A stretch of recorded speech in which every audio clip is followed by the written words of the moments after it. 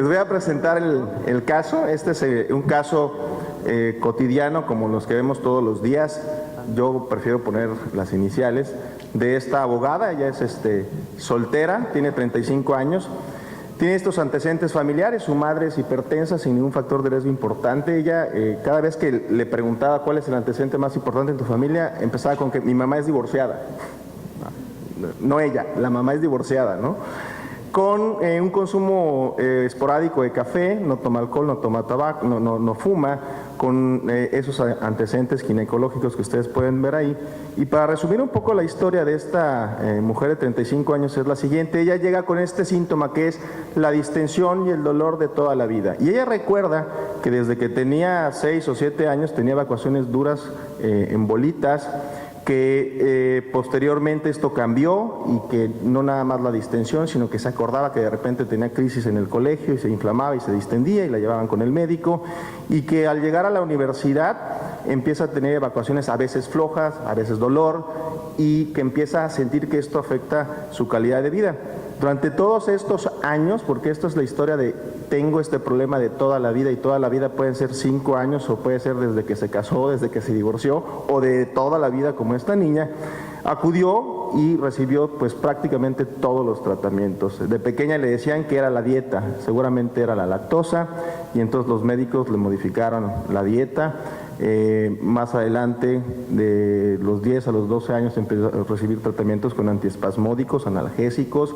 Ella recuerda muy bien su crisis de que cuando empieza a cambiar el patrón de las evacuaciones y empieza a ser más importante todo esto, empieza a someterse a estudios como los de Mary Lou que mencionaba ayer Fermín. Hacemos exactamente lo mismo, ¿eh? Mary Lou te sigue desde Europa a México y se queda y se reproduce, y creo que hay más Mary Lou's aquí que allá, seguramente.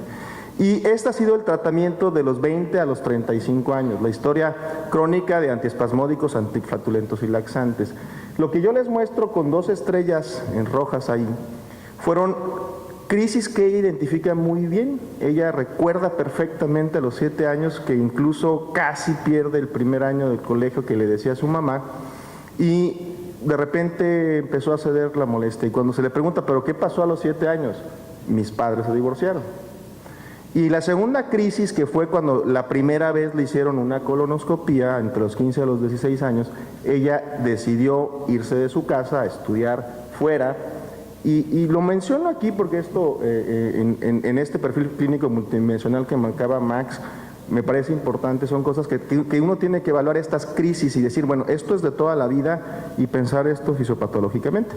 Cuando consulta con nosotros, consultó hace más o menos un año, ella llega porque ha intentado todos los tratamientos y ha tenido todos los estudios diagnósticos previos de colitis nerviosa, síndrome de intestino irritable. Y cuando uno le pregunta ¿qué estudios están hechos?, ella dice todos: un colon por enema, no tantas colonoscopías, pero una colonoscopía, múltiples coproparasitoscópicos, y esto ha llevado a tratamientos los que ustedes puedan imaginarse: antiparasitarios, rifaximina, probióticos, antiespasmódicos, analgésicos viscerales. Nunca lo intentó, pero alguien se lo sugirió. Y en los últimos 3 años han sido los más terribles. Pudiera ser su tercera crisis. Ella llega por mucha inflamación, coincide con cambio de trabajo, actualmente es magistrada, tuvo un ascenso en el puesto, y esto le ha llevado a muchos cambios en la alimentación. No entiende la causa de la persistencia, incluso a veces dice, no puedo dormir de pensar qué es lo que tengo y esto me está generando ansiedad.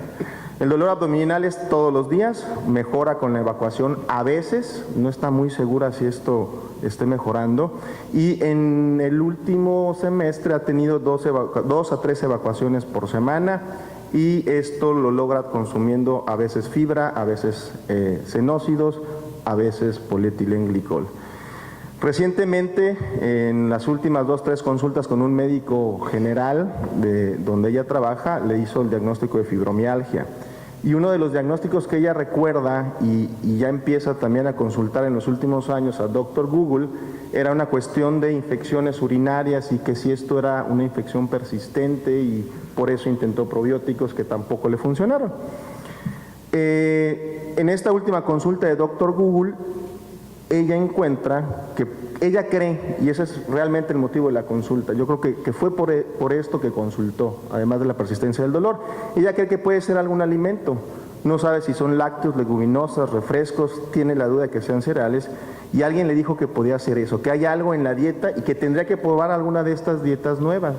Entonces, con esto, con tantas preocupaciones, el por qué está peor, que es lo que aparentemente la lleva a consulta, pero realmente era el a ver qué más se pudiera descartar, acude a consulta. En la exploración física, cuando se revisó, es una paciente que tiene un índice de masa corporal en 26.4, un abdomen globoso hipertimpánico. Curiosamente, esta magistrada pidió su cita a las 4:30. No es la hora que puede, porque es la hora que es cuando más síntomas tiene. Porque si se le consulta muy temprano, entonces no tiene nada. O sea, ella quería esa cita y se esperó hasta que tuvo esa cita y llega después de comer, come a las 2, 3 de la tarde, muy inflamada, hipertimpánica, muchos borborignos, sin lesiones cutáneas, no se palpa nada.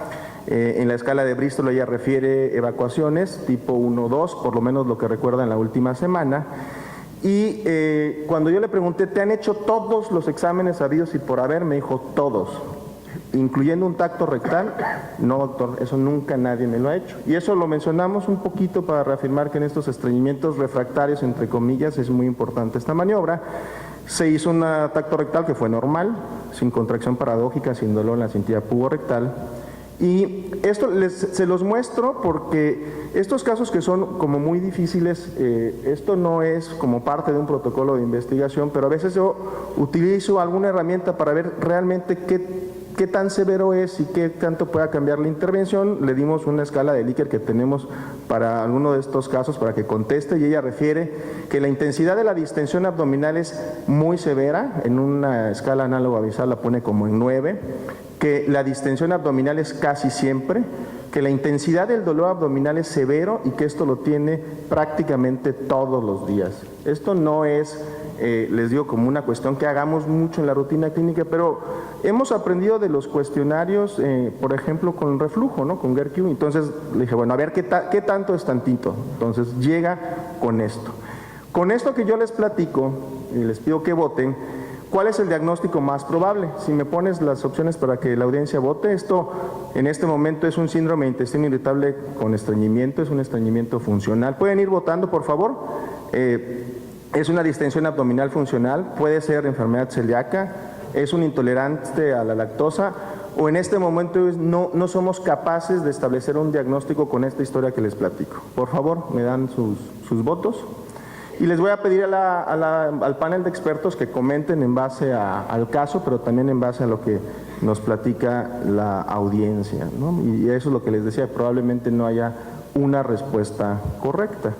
Los resultados muestran, me los pasas, que cumple, por lo menos en el 62% de ustedes, que cumple criterios de síndrome de intestino irritable con estreñimiento, y le sigue el 20% de que no es posible establecer un diagnóstico. ¿Qué opinan en base a lo que hemos platicado? Max. Sí, yo estaba tomando notas mientras tú presentabas el caso. Yo sí creo que cumple criterios de Roma 4 para síndrome de intestino irritable. Es una paciente que tiene dolor abdominal diario, mejora con las evacuaciones y su frecuencia de las evacuaciones es de 2 a 3 por semana, o sea, tiene criterios para síndrome de intestino irritable. Es decir, tiene el dolor y tiene el dolor asociado con las evacuaciones porque mejora. Recuerden que con Roma 4 el dolor también puede empeorar. Eso es algo que veíamos mucho en la consulta y no podíamos considerarlo porque no encajaba dentro de los criterios previos. Pero en este caso mejora con las evacuaciones y tiene una disminución en la frecuencia de las evacuaciones. Es decir, cumple perfectamente criterios para síndrome de intestino irritable. Yo también la clasificaría como estreñimiento porque la paciente en la mayoría de las veces sus evacuaciones son tipo 1 de Bristol, como nos dijeron, y creo que con eso tenemos todos los criterios categóricos. Fermín, tú mencionabas hoy en la mañana y ayer que esto es un espectro, ¿no? Y cambiaría mucho en este momento si la gente que piensa estreñimiento funcional, el tratamiento o la opción de tratamiento, si ya ha fallado todo. O sea, en la práctica clínica, ¿esto va a importar en este caso?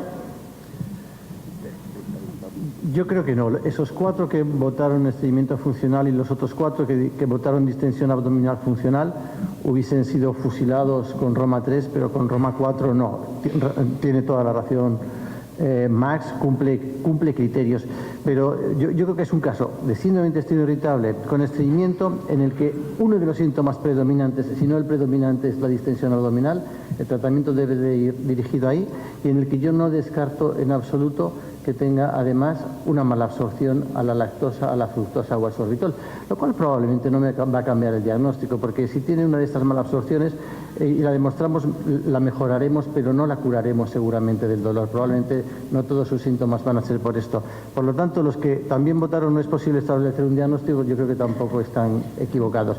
Pero el mensaje es eso, es la asociación de diversos síntomas. El tratamiento deberá ir dirigido a los síntomas, y si nosotros aceptamos perfectamente cuál es el diagnóstico o no, no me parece tan relevante. No es tan relevante. Isidro, ¿algún comentario? Sí, como dice el doctor, el paciente se tiene que ir con un diagnóstico, y el diagnóstico más general es que tiene un trastorno de la interacción cerebro-intestino. También todavía para reforzar, aunque el diagnóstico se hace categóricamente, como lo dijo Max, ya se ha superestudiado de otras cosas y todas están descartadas, ¿no? Entonces también por ahí. O sea, prácticamente lo que estamos haciendo en base a lo que nos dicen ustedes, y que fue lo que intentamos hacer, es reafirmar el diagnóstico, porque llegar con un especialista, con otro especialista, decir el diagnóstico es el mismo, puede ser frustrante para la paciente. Entonces, en base a eso, surgió la duda, a veces, y eso lo presentábamos ayer, el especialista tiene certeza en el diagnóstico de intestino irritable en un 60-70%, como lo que contestó la audiencia, pero hay un 30-40% de gastroenterólogos entrenados que dudamos del diagnóstico, y si uno transmite la duda, pasa lo que pasó con esta paciente. Me dijo, doctor, pero ¿cómo sé que no tengo otra cosa? Si usted me acaba de hacer una prueba, que fue un tacto rectal, que nunca nadie me había hecho. Entonces, si hubiera que recomendarle alguna prueba a esta paciente en este contexto, ¿qué recomendarían ustedes? Nada, o sea, no es necesario. Hacer un perfil tiroideo, que era otra prueba que no se había hecho, descartar algún trastorno relacionado con el gluten, volver a hacer una colonoscopia, ir por un biomarcador que lo mostró Max, que empieza a estar disponible en nuestro país, hacer todas las anteriores para que ya a la paciente le quede claro que no tiene nada. ¿Qué sería lo que ustedes harían en este momento? ¿Me dan las respuestas, por favor? Y empezaría con el panel. Isidro, ¿tú qué le recomendarías a esta paciente en este momento? Para mí, como médico, no es necesario hacer nada. Yo quedo satisfecho, pero no es el caso absoluto.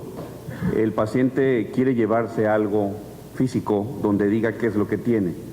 Quizás, a lo mejor, por hacerle algo sería el IBS check. Ok. Vamos a ver qué fue lo que respondió, y aquí creo que esto es importante ver cómo piensa la audiencia. 40% seguiría reafirmando que no es necesario, pero hay un 10% que dice, bueno, un perfil tiroideo. Algunos irían a hacer una prueba para descartar algunos de los trastornos relacionados con el gluten, 6% repetiría la colonoscopia, 22% iría por un biomarcador, y hasta un 8% haría todas estas pruebas que son muy costosas. Max.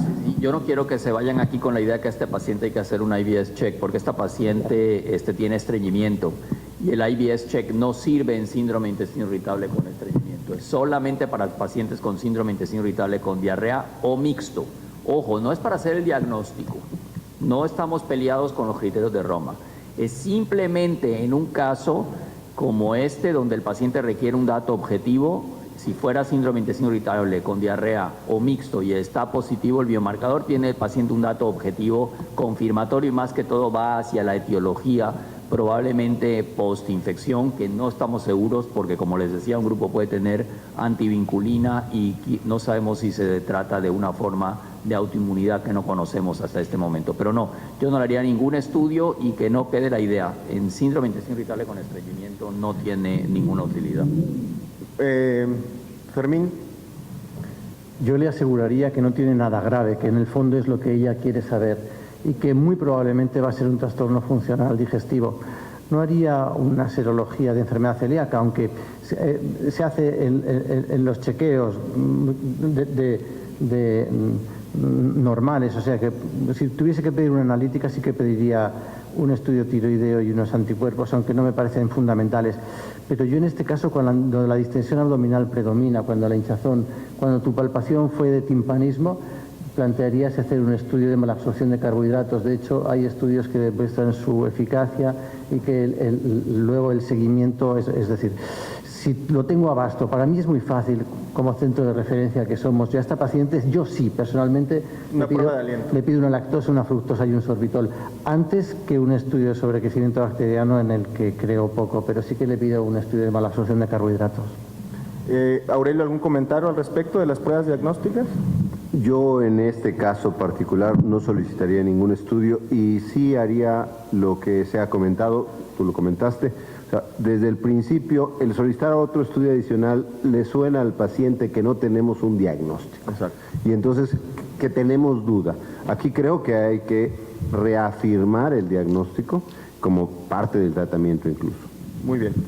Bueno, depende de cuál sea la prueba. Si tú le explicas que es un trastorno funcional que frecuentemente se asocia a malabsorción de carbohidratos, estás reafirmándote. Yo no creo que te estás contradiciendo, pero insisto, en esta paciente que tiene sus dudas, si no se le puede poner una dieta libre de fructosa o lactosa durante 4 semanas y ver cuál es evolución, pero varios estudios demuestran que una de las causas de hinchazón abdominal es malabsorción de carbohidratos. Yo les voy a platicar qué es lo que yo hago y les digo, esto no es correcto, porque todas las respuestas pueden ser aplicables. Y a mí me gustó mucho lo que dijo Isidro. Yo como médico estoy confiado en mi diagnóstico, pero la paciente no. Y el acceso a la información puede ser tan peligroso que de repente los pacientes van a ir con alguien que les haga esto. Y eso puede ser muy peligroso. Es decir, una colonoscopia y a lo mejor es una enfermedad, un principio de enfermedad de Crohn, ¿no? Como el caso de ayer.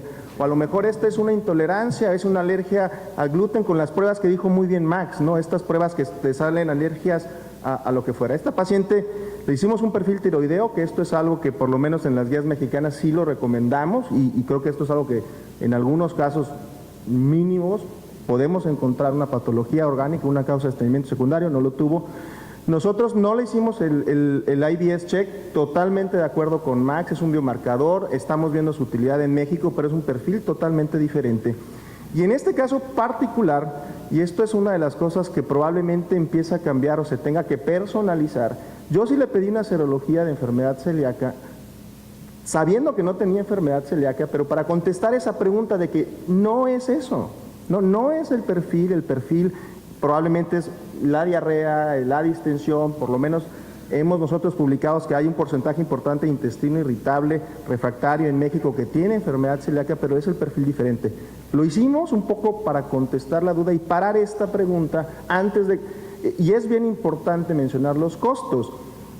Un panel celíaco es costoso, pero no es más costoso que las pruebas de alergia que mencionaba Max, ¿no? El famoso, no quiero decir el nombre comercial, pero eso es más costoso a veces que una colonoscopia. Entonces, decir, ¿quieres saber si es esto? Yo creo que no, hazte esta prueba. Y esta prueba salió negativa. Entonces, la recomendación en su momento fue reafirmar el diagnóstico. Tú quieres saber qué es lo que te tiene así. Bueno, pues parece que es el estrés, el cambio de trabajo, la modificación en tu dieta. Yo te recomiendo un tratamiento sintomático con un antiespasmódico, con un antiflatulento, y tocamos la posibilidad de iniciar un manejo con un antidepresivo tricíclico. Y ella no lo quiso. Y pasa lo mismo que pasa en España, por lo que decía Fermín. Yo no hubiera utilizado en ella ni un antiespasmódico, excepto que hubiera sido un bloqueador de los canales de calcio, ni un antidepresivo tricíclico, porque la paciente tiene síndrome de intestino irritable con estreñimiento. Espasmódico con dimeticona hubiera utilizado, como dije, cualquiera de los 2 bloqueadores de los canales de calcio que están combinados, ya sea bromuro epinaverio más simeticona o citrato de alberina más simeticona.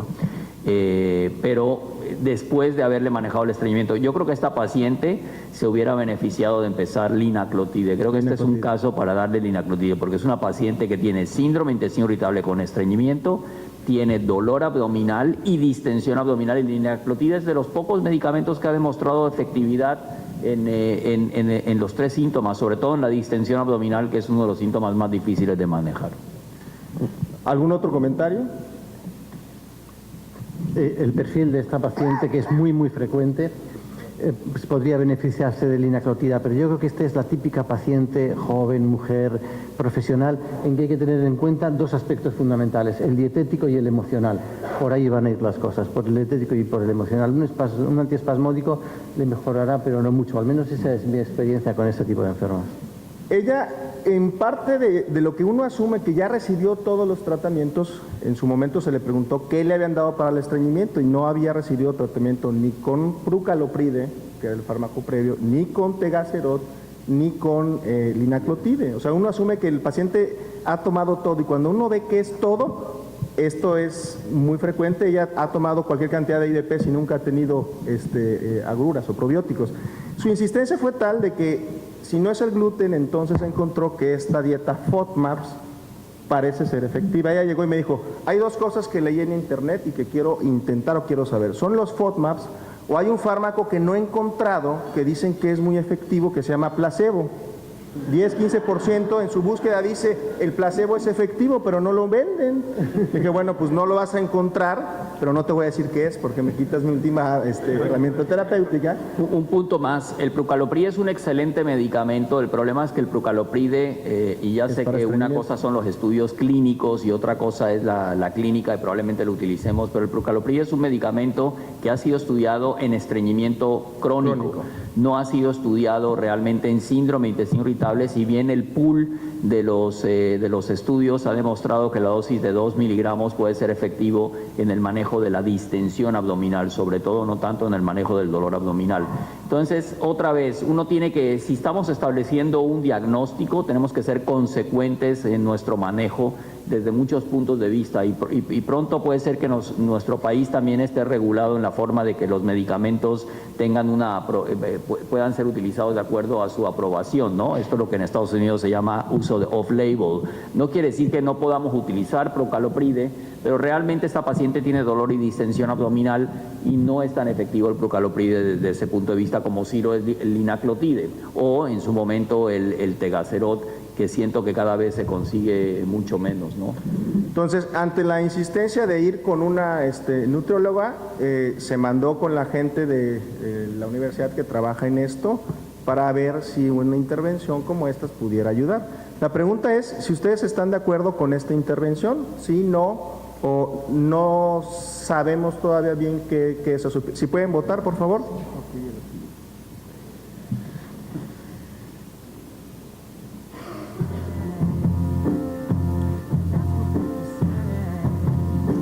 Creo que en este módulo, y eso fue una situación que no nos pusimos de acuerdo, tanto Aurelio como Fermín como Max en los casos presentó esto, algo que ya está ahí, parece ser moda, ¿no? Porque cuando ve uno los resultados comparado con las dietas convencionales, parece que no hay como ningún efecto. Esto me lo voy a saltar, esto lo mencionaron muy bien, recordar que es la dieta en FODMAPs.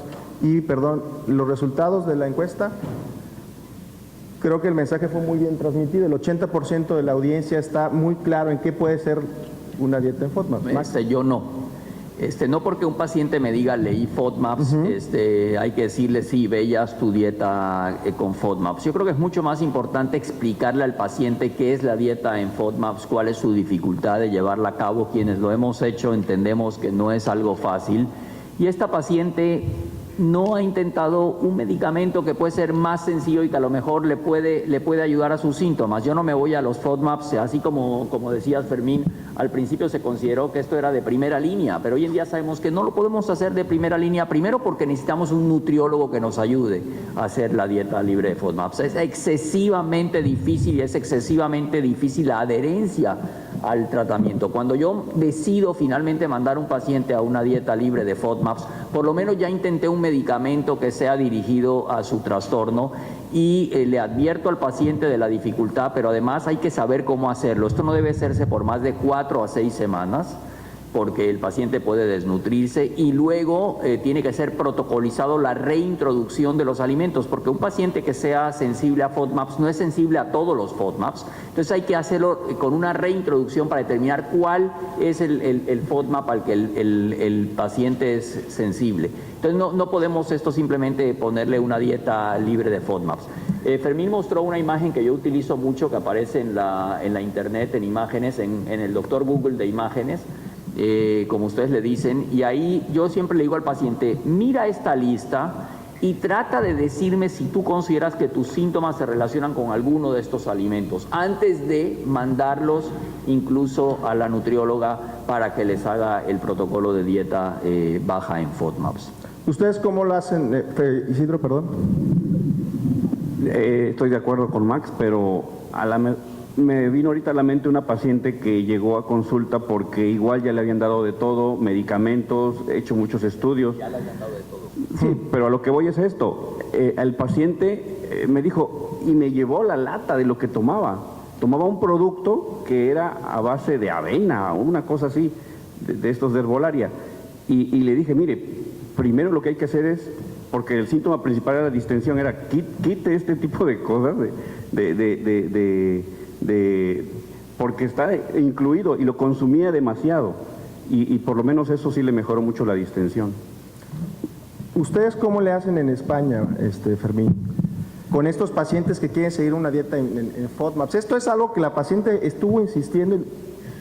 De entrada, ¿cuál es la probabilidad de que esta paciente hubiera mejorado con la dieta? Baja. Pues depende, porque es que es curioso, en casi todos los estudios de dieta baja en FODMAP no se ha hecho una evaluación de mala absorción. Yo insisto en lo de antes, no se ha hecho una mala absorción, un estudio de mala absorción a carbohidratos específicos. En un estudio que se hizo en España, el 40% de los pacientes que responden a dieta baja en FODMAP o tienen mala absorción de lactosa, de fructosa o de sorbitol, con lo cual si tú le bajas ese carbohidrato específicamente es posible que mejoren. En este caso, las posibilidades de que mejoren yo creo que tiene un 50-50. Estos pacientes, en mi experiencia, son una mitad de parte de dieta. Muchos de estos ingieren una cantidad de fibra enorme. En España tiene un 22% de posibilidades de tener una mala absorción a la lactosa, incluso mayor a la fructosa, y una parte emocional. Nosotros inicialmente fuimos muy propensos a dieta baja en FODMAP, ahora no utilizamos una dieta baja en FODMAP estricta, lo que hacemos es que quitamos lactosa, bajamos lactosa, fructosa, sorbitol y otros polioles bajo el control de la nutricionista que tenemos en la consulta, pero no ponemos a nadie permanente en una dieta baja en FODMAP, no. Rápidamente, Max mencionó muy bien en los estudios, por lo menos tendrán que ser a 6 semanas por el efecto. Lo pongo aquí y esa es la pregunta, porque esta es una intervención que el médico no puede hacer, ¿no? No podemos decirle, quítate esto y en 1 o 2 semanas vas a ver. Es un poco la intención. Y también no quiere decir que los nutriólogos sean perfectos y dominen muy bien esto. Este es un tema que ni siquiera los nutriólogos dominan bien. Porque regresa el paciente y me dijo, fui con el nutriólogo y me puso a bajar de peso. Te interrumpo porque mi primera experiencia, cuando yo empecé a usar esto hace algunos años y con Aurelio escribimos un capítulo para Magnus Imren en uno de sus libros, donde lo poníamos como primera línea de tratamiento, porque en ese momento es lo que la tendencia iba. Pero el punto iba era a de que cuando yo por primera vez le remitía a mi paciente a una nutrióloga, la nutrióloga no sabía de lo que le estaba hablando, ¿no? Sí.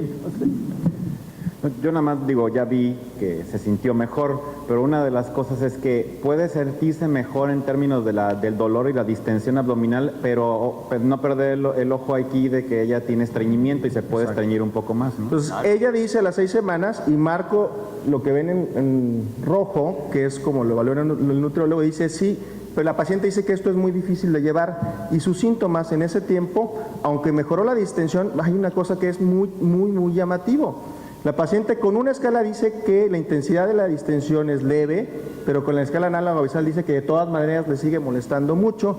Y en esta dieta que realmente no pudo ni siquiera llevar con un apego mayor al 70% en las primeras 2 semanas, aunque ella lo considera eficaz, prácticamente recurre el dolor.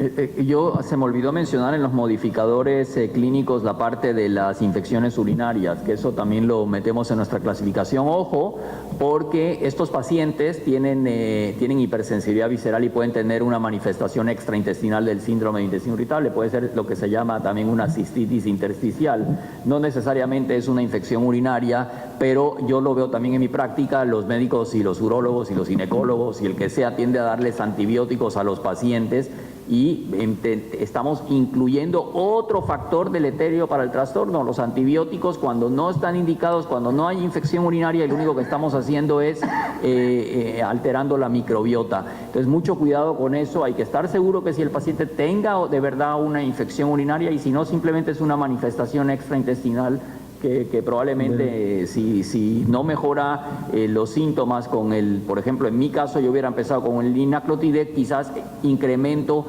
con un antidepresivo tricíclico o uno combinado, tricíclico otra vez, con un inhibidor de la recaptura de serotonina o uno combinado inhibidor de recaptura de serotonina y de la norepinefrina, que puede tener un buen efecto analgésico para quitar estos síntomas. En esta nueva aparente crisis, donde la dieta le había funcionado, pero nuevamente tiene dolor abdominal y lo refiere más en la parte baja y acude con el ginecólogo le dice, traes nuevamente tu cistitis, y la pregunta es, ¿pero qué fue lo que pasó en las últimas 6 semanas, donde aparentemente venías bien con una dieta que no quieres llevar porque no la puedes, no te puedes apegar? Dices que es probablemente me vayan a cambiar del centro del estado a trabajar en el norte del estado, que ahí está bien tranquila la cosa. Entonces, bueno, ¿qué es lo que te estresa? ¿El cambio? Pues yo creo que sí, pero me parece que nuevamente traigo una infección, ¿no? Y lo menciona muy bien Max, porque realmente no son infecciones, es aparentemente un síntoma de hipersensibilidad. ¿Qué opciones le daríamos en este momento para el manejo del dolor? Preguntando del estreñimiento, porque esto es algo bien difícil con los pacientes. ¿Qué es lo que te trae a consulta? El dolor. ¿Y qué pasó con el estreñimiento? Sigo yendo más o menos bien, pero eso no me preocupa, porque si me tomo mi polietilenglicol y me ayudo a veces con un laxante estimulante, con xenócidos, voy al baño, pero no me preocupa el estreñimiento, me preocupa mucho el dolor. ¿Qué haríamos? Dar antiespasmódicos, inhibidores de recaptura de serotoninas, un tricíclico, un probiótico, rifaximina, intentar terapia alternativa, alguna otra opción que no está puesta ahí que pudiera ser linaclotide. ¿Ustedes qué harían con estas opciones? Si me dan su último voto, este es el último voto.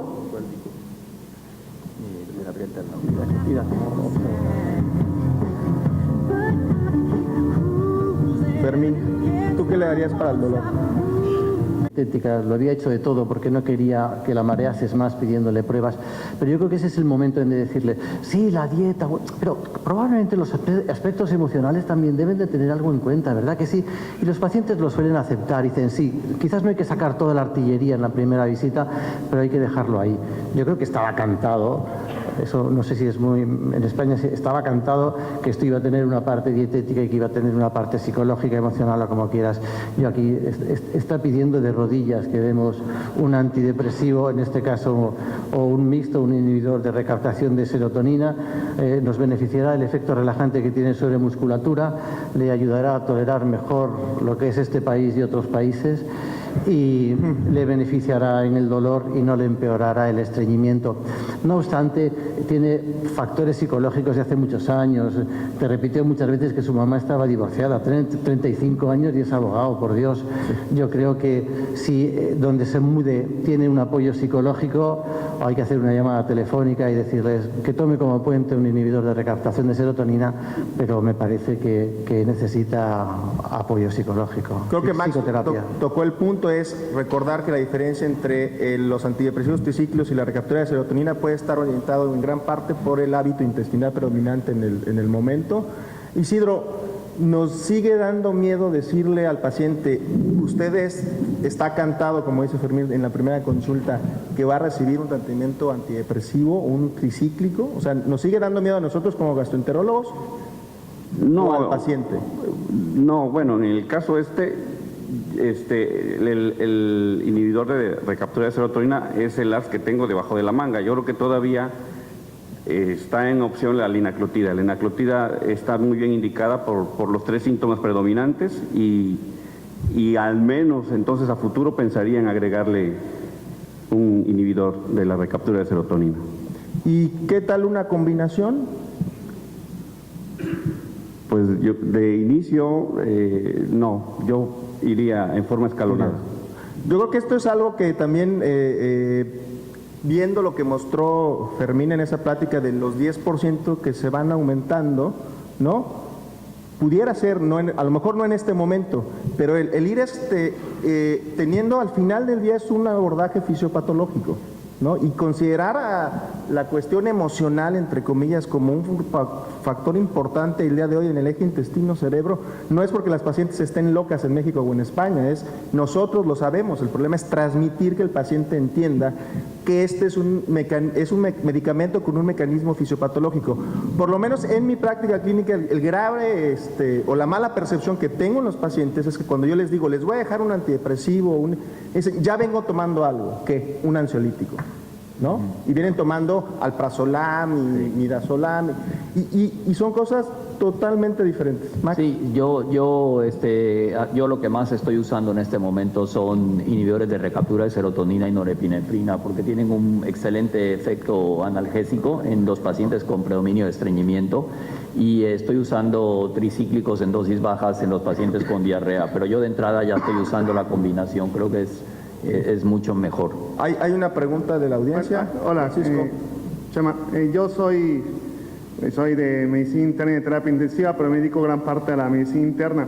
Y mi único comentario, y yo siempre lo he pensado, es que a veces todos nos sesgamos un poco, independientemente yo entiendo el entorno de esta enfermedad, de este trastorno que es muy grande.